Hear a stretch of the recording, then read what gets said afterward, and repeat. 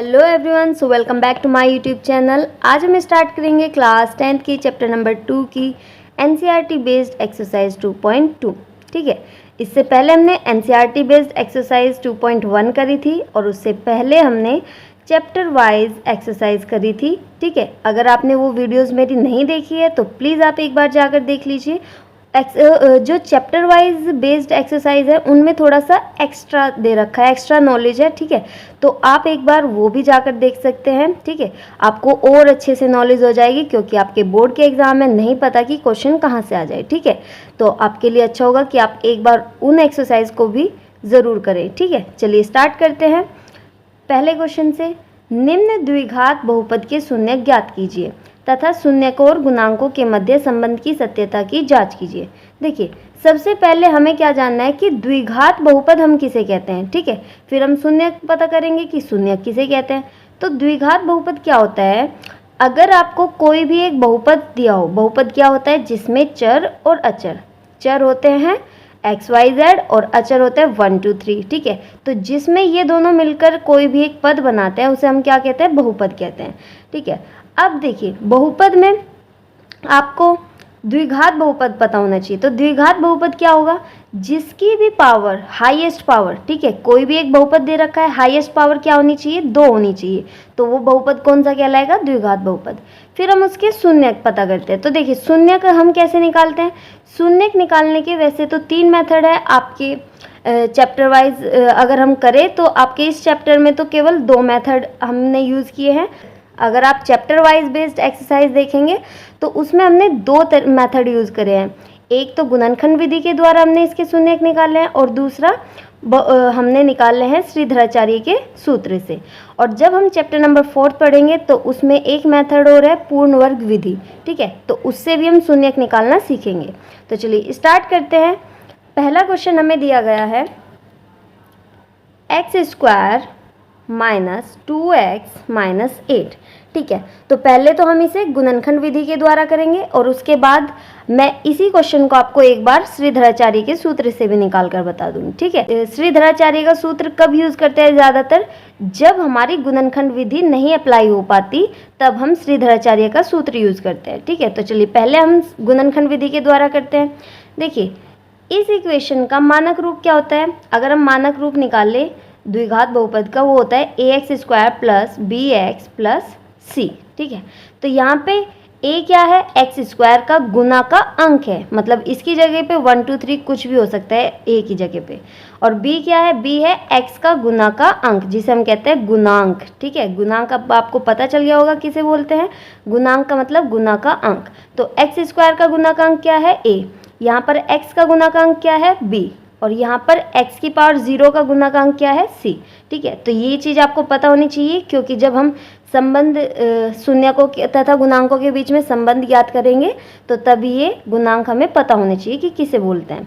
तो देखिए, x² का गुणांक क्या है? x² का गुणांक हो जाएगा हमारा a। क्या होगा? a। फिर x का गुणांक क्या हो जाएगा? x का गुणांक हो जाएगा हमारा b। ठीक है, और ये क्या है? यहाँ पर x की पावर 0 है, x की पावर 0 का मतलब 1। तो x की पावर 0 का गुणांक क्या है? गुणांक यानी कि वो क्या है? c। ठीक है, तो अब मैं आपको गुणनखंड विधि के द्वारा ये करना सिखाऊंगी, फिर हम एक बार श्रीधराचार्य के सूत्र से करेंगे। तो देखिए, गुणनखंड विधि के लिए आपको एक ट्रिक पता होनी चाहिए। गुणनखंड विधि में हम क्या देखते हैं? यहाँ पर पहला स्टेप क्या होता है?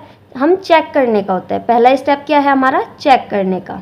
ठीक है, तो हम चेक कैसे करेंगे? यहाँ पर ये जो c होता है, ठीक है, निशान के साथ हम इसे चेक नहीं करेंगे, केवल सिर्फ वैल्यू देखेंगे। यहाँ पर जो c है और यहाँ पर ये जो a होता है, ठीक है, तो a और c की मल्टीप्लाई करके हमारा क्या आ जाएगा? देखिए, a यहाँ पर कुछ नहीं दे रखा तो a की वैल्यू क्या हुई? 1 हुई। और यहाँ पर 8, तो 8 की मल्टीप्लाई 1 में करेंगे, कितना आएगा? 8।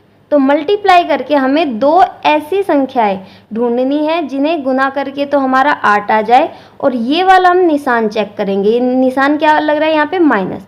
माइनस करके हमारा क्या आना चाहिए? ये जो यहाँ पर x के साथ गुना का अंक होता है, निशान के साथ नहीं चेक करना है, केवल सिर्फ अंक देखेंगे हम। ठीक है, तो यहाँ पर ये क्या है? 2 है, तो यहाँ माइनस करके हमारा क्या आना चाहिए, 2 आना चाहिए, और गुना करके हमारा क्या आना चाहिए, 8 आना चाहिए। तो हमें 8 के ऐसे गुणनखंड करके देखेंगे कि गुना करके तो हमारा 8 आ जाए और घटाकर हमारा कितना है, 2 आए। तो देखिए जब आप 8 के गुणनखंड करोगे तो कितना आ जाएगा, 2 4 जा 8, 2 2 जा 4 और 2 1 जा 2। ठीक है, तो इस तरीके से आपने पहले गुणनखंड किए इसके। अब देखिए यहीं से इन डिजिट से हमें वो संख्याएं निकालनी है कि गुना करके तो हमारा 8 आ जाएगा और घटा के हमारा कितना आ जाए, 2 आ जाए। तो देखिए 2 की गुना 2 में करेंगे 4 आ जाएगा, और 4 की गुना 2 में करेंगे तो 8 आ जाएगा। 8 तो आपको मिलना ही है, गुना करके तो आपको चाहे आप इनमें से किसी की भी आपस में गुना कर दो तो मिल जाएगा, लेकिन हमें क्या देखना है, स्पेशली माइनस करके।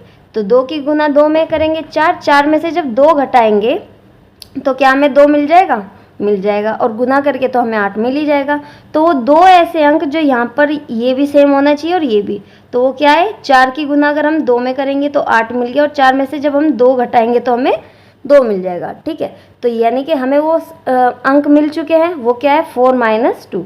तो हम यहाँ पे 2 को किससे रिप्लेस करेंगे, 4 - 2 से, क्योंकि 4 में से 2 घटाएंगे तो हमें क्या मिल जाएगा, 2 मिल जाएगा वापस से। तो बस हमें इसे रिप्लेस करना है यहाँ पर। ये काम हमारा चेक करने का था, ये रफ वर्क था इतना, ये जो मैंने आपको यहाँ से यहाँ तक कराया ये हमारा रफ वर्क था। तो ये रफ वर्क आप एक बार चेक करेंगे, और फिर जो हमारा पहला स्टेप यहाँ से शुरू हो जाएगा, सेकंड स्टेप। पहला तो यही है चेक करने का, और ये रफ काम है, आपको यहाँ पर नहीं करके दिखाना, ये मैंने आपको यहाँ पर करके दिखाया ताकि आपको समझ आ जाए। तो देखिए अब फिर से हम वही इक्वेशन उतार लेंगे, x² माइनस, बस 2 की जगह हम क्या लिखेंगे यहाँ पर, 4 - के 2। ठीक है, 2 को हमने किससे रिप्लेस कर दिया, 4 - 2, क्योंकि 4 में से 2 घटाएंगे तो हमें वही मिल जाएगा, और साथ में यहाँ पर हमारा x था, फिर माइनस और 8। ठीक है, अब कुछ नहीं करना, बस अब आपको इसे सोल्व करना है। देखिए x², अब इस माइनस के अंदर गुना करेंगे और x की भी साथ साथ अंदर गुना करेंगे, तो कितना आ जाएगा, ये माइनस के 4x, जब बाहर माइनस है अंदर का निशान चेंज हो जाएगा तो प्लस के 2x, 2x की भी साथ के साथ मल्टीप्लाई करते चलेंगे, -8।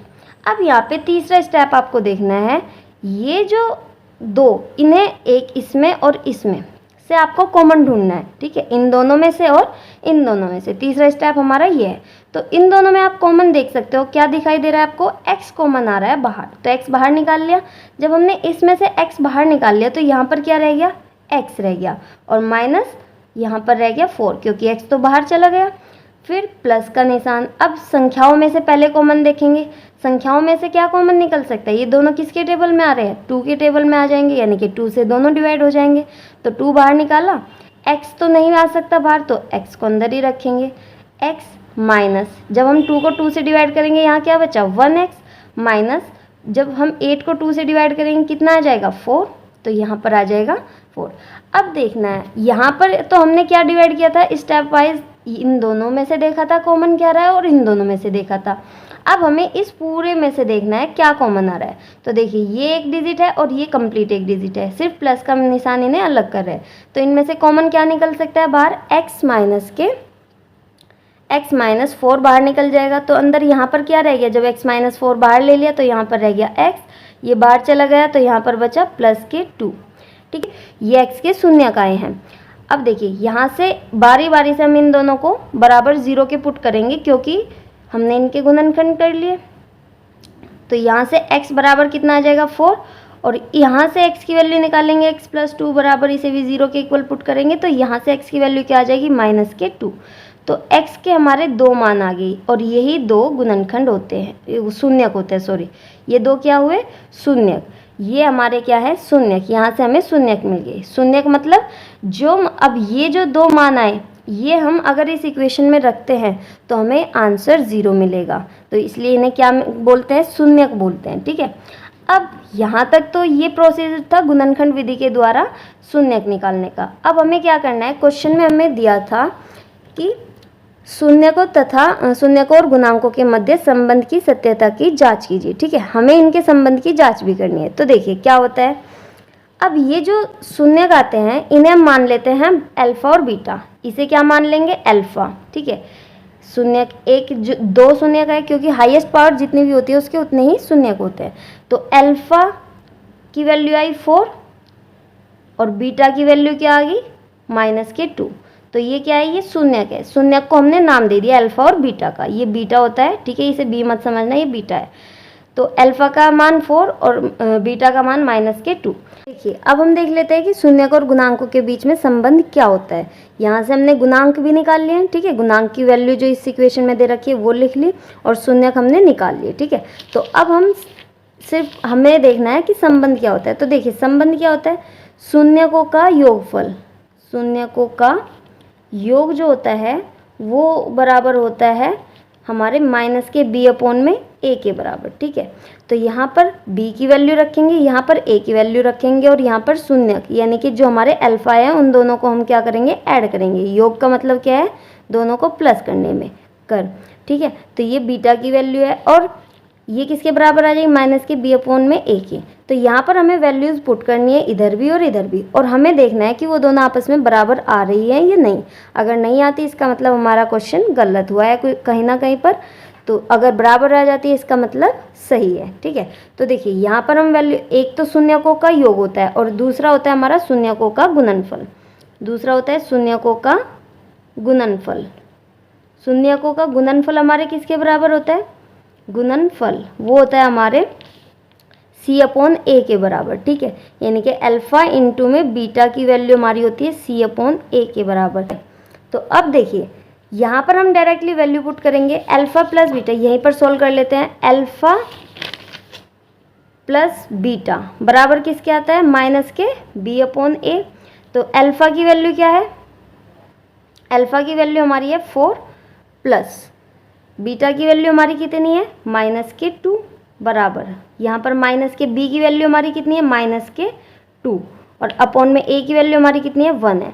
तो यहाँ प्लस माइनस माइनस हो जाएगा, 4 में से 2 गया, कितना है 2 बराबर। यहाँ से माइनस कैंसिल हो जाएगा तो कितना आंसर बचा, केवल 2। तो देखिए यहाँ पर हमें पता लग गया कि left hand side equals to right hand side. इसका मतलब है कि हमारा आंसर सही है। अब सिर्फ एक से ही नहीं करना है, दोनों फॉर्मूले से करके दिखाना है हमें, अल्फा प्लस बीटा से भी और अल्फा इंटू में बीटा से भी। तो अल्फा इंटू में बीटा से करते हैं, चलिए देखिए अल्फा इंटू में बीटा, अल्फा की वैल्यू कितनी है 4 यानी कि 4 मल्टीप्लाई बीटा की वैल्यू कितनी है -2 बराबर c की वैल्यू हमारी कितनी है -8 अपॉन में a की वैल्यू 1 है। तो कितना आ जाएगा, 4 दूनी 8 यानी कि -8 बराबर -8, ठीक है। तो ये वैल्यू बराबर आ गई, यानी कि left hand side equals to right hand side. यहाँ से भी हमें दोनों साइड इक्वल मिल गई है, ठीक है। तो इस तरीके से आपको सत्यता की जांच करनी है। अब चलिए नेक्स्ट क्वेश्चन देखते हैं। नेक्स्ट क्वेश्चन क्या दिया है आपको, 4s² - 4s + 1, ठीक है। तो चलिए देखिए इस क्वेश्चन को हम श्रीधराचार्य सूत्र से करते हैं, ठीक है। आपको मैं श्रीधराचार्य से इसलिए करा रही हूँ ताकि आपको उससे भी प्रैक्टिस हो जाए, ठीक है। वरना हम इसे गुणनखंड विधि से भी कर सकते हैं। गुणनखंड विधि से कैसे होगा, 4 की इस बार हमें ये s देखकर कंफ्यूज नहीं होना है, x की जगह पे क्या आ गया है, s आ गया है, कोई प्रॉब्लम नहीं है। 4 की गुना जब 1 में करेंगे, मतलब गुना करके हमें पहले चेक करना है, गुना करके क्या आना चाहिए, 4 आना चाहिए। और यहाँ का निशान चेक करते हैं, ये प्लस है तो प्लस करके हमारा कितना आना चाहिए, 4 आना चाहिए। तो ऐसी हमें 2 संख्याएं ढूंढनी है जिसमें गुना करके तो हमारा 4 आए और जोड़ के हमारा भी 4, जोड़ के भी 4 ही आए। तो वो क्या हो जाएंगी, 2 इंटू में 2 और 2 में 2 प्लस करेंगे तो क्या आ जाएगा, 4 आ जाएगा। दोनों सेम है, तो बस ये चीज़ आपको देखनी है। बस आपको यहाँ पे 4 को किससे रिप्लेस करना है, 2 + 2 से। और बाकी सेम जैसे मैंने अभी आपको क्वेश्चन कराया उसी तरीके से ये गुणनखंड विधि से हो जाएगा। लेकिन हम यहाँ पर क्या करेंगे, श्रीधराचार्य का सूत्र लगाएंगे, श्रीधराचार्य का सूत्र। तो श्रीधराचार्य सूत्र से कैसे होगा ये देखिए। सबसे पहले तो आपको ये सूत्र याद करना पड़ेगा। इसमें क्या होता है, x बराबर यानी कि शून्यक बराबर क्या निकलते हैं हमारे, 2 शून्यक निकलते हैं, माइनस के, ये फॉर्मूला होता है -b plus minus under root में b² - 4ac अपॉन में 2a, ठीक है। तो ये फॉर्मूला होता है श्रीधराचार्य का। अब बच्चे यहाँ पर इसे फॉर्मूले को देखकर पहले तो बहुत ही ज़्यादा घबरा जाते हैं, तो आपको घबराना नहीं है बिल्कुल भी, बहुत इजी होता है कैलकुलेशन करना। चलिए देखते हैं। सबसे पहले आपको क्या क्या चीज़ें एक साइड में कर लेनी है, a b c की वैल्यू को आपको एक साइड में लिख लेना है। तो देखिए a की वैल्यू क्या है, फॉर्मूले से क्वेश्चन से हमें a की वैल्यू क्या मिली है 4, b की वैल्यू हमें क्या है -4 और c की वैल्यू हमें क्या मिली है 1। तो हमें इस फॉर्मूले में सिर्फ ये वैल्यू को पुट करना है। तो x बराबर माइनस के b की वैल्यू कितना है, माइनस के 4 प्लस माइनस अंडर रूट में b स्क्वायर, यानी कि b की वैल्यू क्या है, माइनस के 4, तो माइनस के 4 का स्क्वायर एंड माइनस 4 इंटू में a की वैल्यू में है मिली है 4 इंटू में c की वैल्यू में क्या मिली है 1 और डिवाइड बाय 2a, यानी कि 2 मल्टीप्लाई a की वैल्यू क्या है 4 है। ठीक है, अब सोल्व करना है इसे, यहाँ से माइनस कैंसिल हो जाएगा, तो ये 4 प्लस माइनस अंडर रूट में 4 का माइनस 4 की मल्टीप्लाई जब 2 टाइम्स करेंगे तो हमें क्या मिलेगा, प्लस के 16, फिर माइनस 4 4 जा 16 और अपॉन में कितना आ जाएगा 4 2 जा 8। ठीक है, अब यहाँ से आपको क्या वैल्यू मिलेगी 0, यानी कि 16 में से 16 गया 0 मिलेगा, तो 0 का अंडर रूट भी 0 ही होता है, तो क्या आ जाएगा 4 प्लस माइनस 0 अपॉन में 8। ठीक है, अब देखिए ये जो प्लस माइनस है इसमें बच्चे कंफ्यूज हो जाते हैं कि क्या करना है। देखिए आपकी इक्वेशन क्या थी, इसकी पावर थी x की पावर 2, ठीक है सॉरी s की पावर 2 थी, यानी कि अगर 2 है तो इसके शून्यक भी 2 ही आएंगे। तो श्रीधराचार्य के सूत्र में वो शून्यक यहाँ से पता चलते हैं कि एक शून्यक तो हमारा प्लस का होगा और दूसरा शून्यक हमें माइनस में लेना है। यहाँ पर तो इस वक्त वैल्यू 0 आ गई, लेकिन अगर यहाँ पर कोई भी वैल्यू आती, मान लीजिए आप 2 आ जाती, तो एक बार आप क्या करते 4 प्लस 2 अपॉन में 8 लेते और दूसरी बार 4 माइनस 2 अपॉन में 8 लेते हैं। ठीक है, तो अभी यहाँ पर 0 है तो क्या करेंगे, देखिए एक वैल्यू तो हमारी x की आ जाएगी 4 प्लस 0 अपॉन में 8 और दूसरी x की वैल्यू क्या आ जाएगी 4 माइनस 0 अपॉन में 8। तो इसे में से प्लस करेंगे तो हमें क्या मिलेगा 4 ही मिलने वाला है, यानी कि ये मिल जाएगा 4 अपॉन में 8 और यहाँ से x की वैल्यू क्या मिल जाएगी 4 अपॉन में 8। तो जब इसे डिवाइड करेंगे कितना आ जाएगा, ये आ जाएगा 1 से कर दीजिए आप डायरेक्टली, 4 1 जा 4 4 2 जा 8, ऐसे इसे भी कितना आ जाएगा 1 अपॉन में 2। फिर हमें क्या करना है, हमें इस फॉर्मूले को कि हमारे ये शून्यक सही आए हैं या नहीं, हमें क्या करनी है, इसकी जांच करनी है। किससे जांच करेंगे हम जांच करेंगे जो मैंने आपको भी 2 फॉर्मूले बताए थे, एक तो योग का और एक मल्टीप्लिकेशन का। तो देखिए करते हैं। तो फॉर्मूला हमारा क्या है, अल्फ़ा प्लस बीटा किसके बराबर होता है, माइनस के b अपॉन में a के। अल्फ़ा की वैल्यू क्या आई हमारी 1 अपॉन में 2 प्लस बीटा की वैल्यू भी क्या आई 1 अपॉन में 2 बराबर, सॉरी यहाँ पर गलती से हो गया, ठीक है ये थोड़ा सा मैं ऐसे कर देती हूँ, इधर देखिए।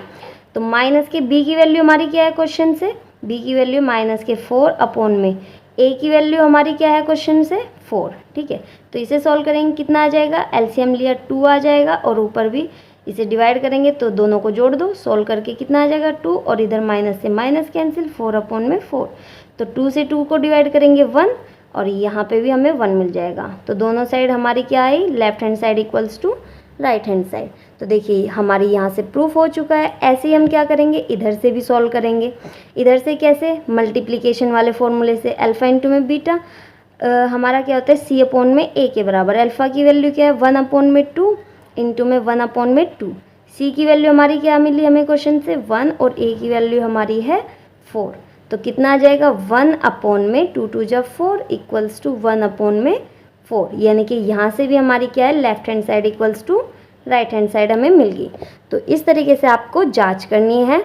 मैंने आपको गुणनखंड विधि से भी समझा दिया है और श्रीधराचार्य के सूत्र से भी। तो आप कोई से भी मेथड से इस क्वेश्चन को कर सकते हैं, जिस भी मेथड को आपको क्वेश्चन में दे रखा होगा। ठीक है, चलिए नेक्स्ट क्वेश्चन देखते हैं। देखिए नेक्स्ट क्वेश्चन में आपको क्या दिया गया है, 6x² माइनस के 3 माइनस 7x। तो सबसे पहले हमें क्या करना है, अभी हमें इसे स्टार्ट करने से पहले थोड़ा सा करेक्शन करना पड़ेगा। इसमें क्या करना है, हमें सबसे पहले हमें इसे मानक रूप में लिखना पड़ेगा। मानक रूप क्या होता है 6x², यानी कि सबसे पहले हाईएस्ट पावर फिर उससे लोएस्ट पावर विद निशान। तो निशान के साथ हमने लिख दिया माइनस के 7x, ये माइनस के 3x। तो पहले हमें इसे करेक्ट करना पड़ेगा। ठीक है, हाईएस्ट पावर फिर उससे लोएस्ट और फिर सबसे लोएस्ट। ठीक है, अब हम क्या करेंगे, मैं इसे फिर से गुणनखंड विधि से कराती हूँ। यहाँ पर जो संख्या है और यहाँ पर जो संख्या है इनकी आपस में क्या करेंगे, गुना करेंगे। गुना करके कितना आ जाएगा 6 की 3 में मल्टीप्लाई करके 6 3 जा 18। ठीक है, तो गुना करके हमें क्या लाना है 18 और ये निशान चेक करेंगे क्या है माइनस। माइनस करके क्या आना चाहिए 7 आना चाहिए। तो ऐसी हमें 2 संख्याएं ढूंढनी है जो यहाँ पर भी सेम होगी और यहाँ पर भी, इनकी मतलब ये दोनों सेम और ये दोनों सेम होनी चाहिए। तो हम 18 के क्या कर लेंगे, अगर आपको डायरेक्टली ये चीज़ें नहीं पता चल रही है तो आपको क्या करना है, एलसीएम लेना है पहले 18 का। तो कितना आ जाएगा, 2 9 जा 18, 3 3 जा 9 और 3 1 जा 3। ठीक है, तो आपको एलसीएम से चेक कर लेना है। यहीं पर इन डिजिट्स को ऊपर नीचे करके हम चेक करेंगे कि वो संख्या क्या बन सकती है। देखिए 2 3 जा 6, 6 में से 3 माइनस करेंगे तो क्या हमें 7 मिल जाएगा। गुना करके तो आपको मिल ही जाएगी ये चीज़ें, लेकिन माइनस करके हमें देखना है तो क्या आपको मिल जाएगा, नहीं। तो हम क्या करेंगे, वापस से रिकरेक्शन करेंगे इसका। 3 3 जा 9, 9 में से अगर हम 2 माइनस कर दे तो हमें मिल जाएगा 7। तो यानी कि वो क्या डिजिट है, 9 माइनस के 2, और 9 के अगर मल्टीप्लाई करेंगे 2 टाइम्स तो 18 मिल जाएगा। तो 7 को हम किससे रिप्लेस करेंगे, 9 माइनस 2 से। तो करते हैं क्वेश्चन को। पहला स्टेप क्या है हमारा, 7 को रिप्लेस करना, -2 इंटू में x माइनस के 3, 6x² माइनस 9 के अंदर, और इसकी मल्टीप्लाई कर देंगे कितना आ जाएगा, 9x। बाहर माइनस, अंदर का निशान चेंज, यानी कि 2 और साथ में x माइनस के 3। अब तीसरा स्टेप क्या है, इन दोनों को और इन दोनों में से हमें क्या करना है, अलग करके करना है, मतलब कॉमन निकालना है। ठीक है, तो यहाँ से डिजिट में से कॉमन क्या निकल सकता है हमारा, दोनों किस टेबल में आते हैं, ये दोनों हमारे 3 के टेबल में आते हैं। तो 3 बाहर निकाल लिया, और जो हमारे अल्फ़ाबेट है उसमें से क्या बाहर निकल सकता है, x। तो ये बाहर आ गया, तो कितना है बचा यहाँ पे, 3 2 जा 6। इसे डिवाइड करेंगे 3 से तो 2 आ गया, और एक x हमारा बाहर गया था तो यहाँ पर एक x बचा। माइनस के 9 को 3 से डिवाइड करेंगे, कितना आ जाएगा हमारा, 3 आएगा, और x हमारा बाहर जा चुका है। फिर प्लस का निशान। इन दोनों में से देखिए, डिजिट में से कोई भी डिजिट सेम टेबल में किसके आती है, सिर्फ 1 के टेबल में आती है, वरना किसी के टेबल में नहीं आएगी। तो 1 बाहर निकाल लिया, तो अंदर अल्फ़ाबेट में से तो x में से तो हमारा कुछ भी बाहर नहीं आ रहा है कॉमन, तो यहाँ पर बचा 2x माइनस के 3। अब हमें इस पूरे में से कॉमन देखना है, पूरे में, यानी कि ये एक डिजिट है पूरी और ये एक डिजिट है, तो दोनों में क्या कॉमन आ रहा है, 2x माइनस के 3 हमारा बाहर आ रहा है। तो अंदर क्या रहेगा हमारा, यहाँ से जब ये बाहर चला गया तो क्या बचा, 3x, ये बाहर चला गया तो यहाँ पर क्या बचा, प्लस के 1। तो इस तरीके से यहाँ से हमें क्या करनी है, x की वैल्यू निकालनी है। क्या आ जाएगी, बारी बारी से हम क्या करेंगे, इन्हें बराबर करेंगे 0 के।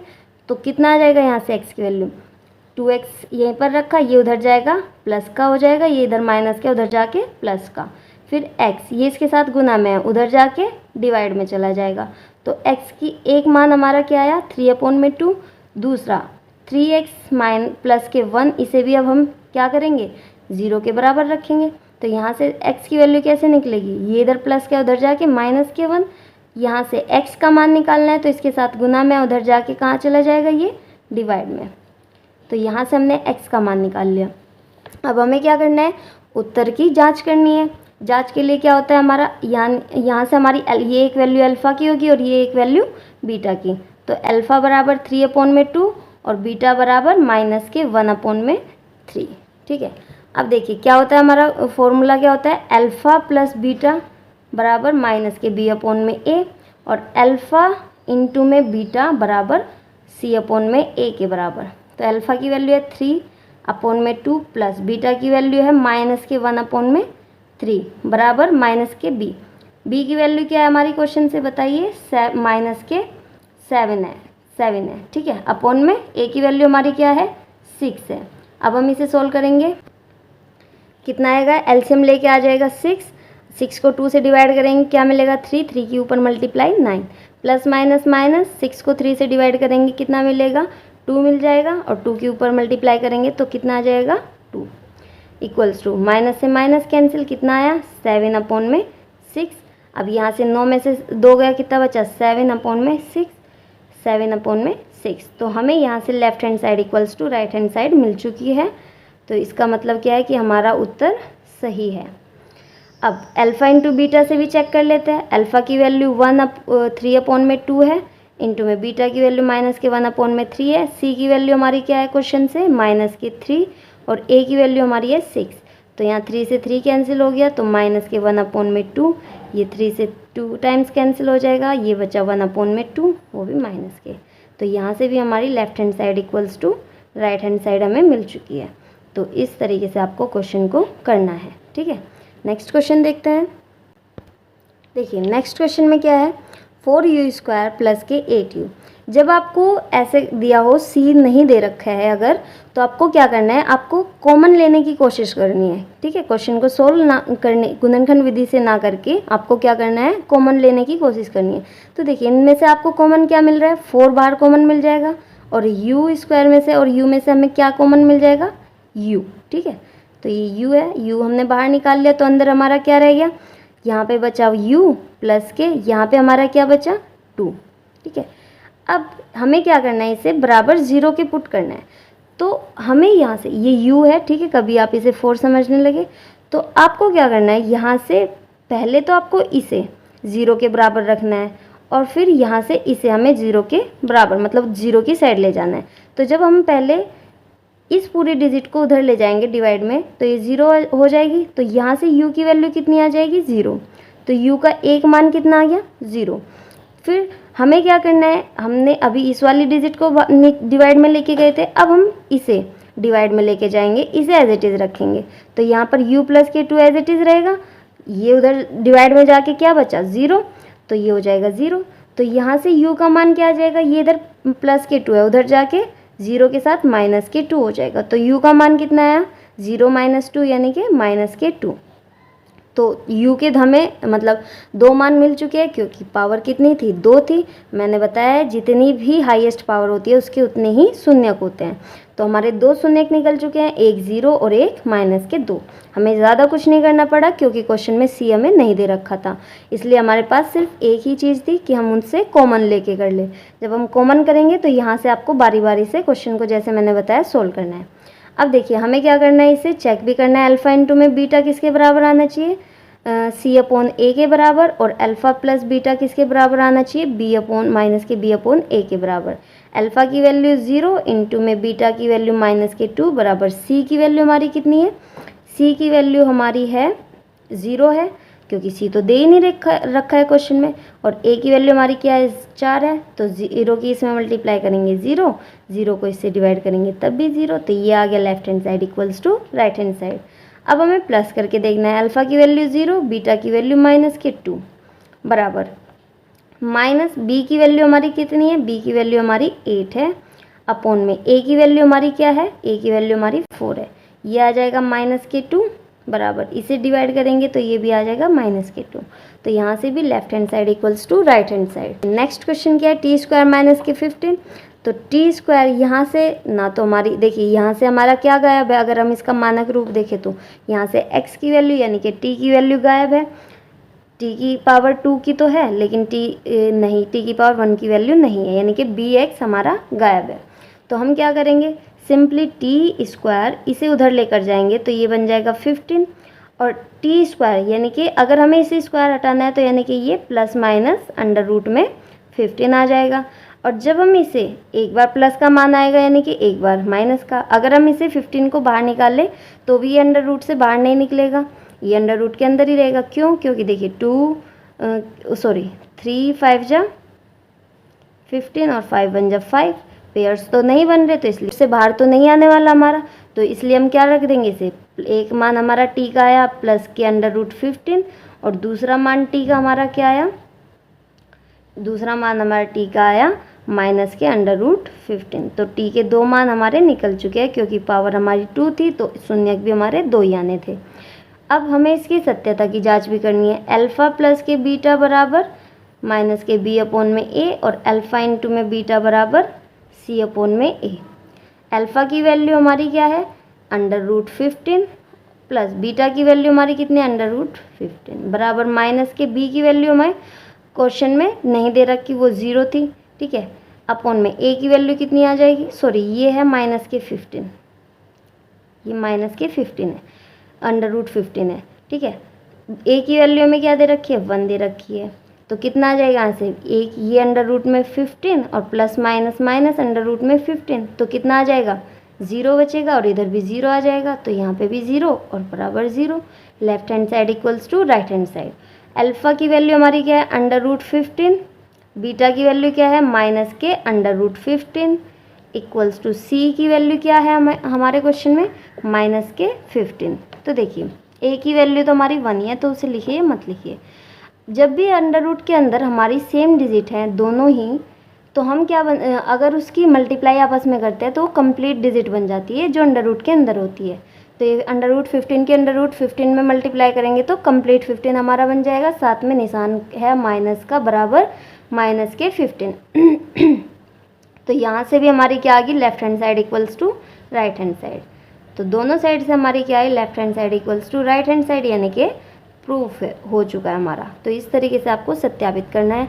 अब एक जो लास्ट क्वेश्चन बच रहा है वो आप खुद करेंगे। ये वाला जो क्वेश्चन है ये आपको खुद से करना है, कुछ नहीं करना, गुणनखंड विधि अप्लाई करनी है, इसकी और इसकी मल्टीप्लाई करनी है और फिर माइनस करके ये निशान चेक करेंगे, माइनस करके हमारा यहाँ पे क्या है, शून्य सॉरी गुणांक 1 है, तो गुना करके हमारा 1 आना चाहिए। ठीक है, चलिए अब नेक्स्ट क्वेश्चन देखते हैं अलग तरीके का। देखिए इसमें एक क्वेश्चन मैं आपको कराऊंगी, बाकी की आप खुद कर लेंगे, मुझे पता है। आपको द्विघात बहुपद ज्ञात करना है। क्वेश्चन में दिया गया है कि एक द्विघात बहुपद ज्ञात कीजिए जिसके शून्यकों का योग तथा गुणनफल क्रम से दी गई संख्या है। मतलब कि क्रम से है, यानी कि पहली संख्या हमारी योग है और दूसरी संख्या हमारी गुणनफल है। ठीक है, तो हमें क्या दे दिया, योग दे दिया और गुणनफल दे दिया। अब अगर आपको द्विघात बहुपद निकालना हो और उसमें क्वेश्चन में योग और गुणनफल दे रखे हो, तो मैं आपको एक फॉर्मूला बता रही हूँ। इसका फॉर्मूला होता है x⁻² माइनस अल्फ़ा प्लस के बीटा इंटू में x और प्लस के अल्फ़ा इंटू में बीटा। तो यहाँ पर तो योग लिख देते हैं और यहाँ पर गुणनफल। सारी चीज़ें आपको क्वेश्चन में प्रोवाइड कर रखी है, आपको सिर्फ यहाँ पर पुट करनी है। तो पहले क्वेश्चन से हम कर लेते हैं गुणनफल, यानी कि योगफल। पहला योग दे रखा है तो योगफल यानी कि अल्फ़ा प्लस बीटा का मान कितना दे दिया आपको, 1/4। और दूसरा क्या है, गुणनफल यानी कि अल्फ़ा इंटू में बीटा का मान क्या दे दिया आपको, -1।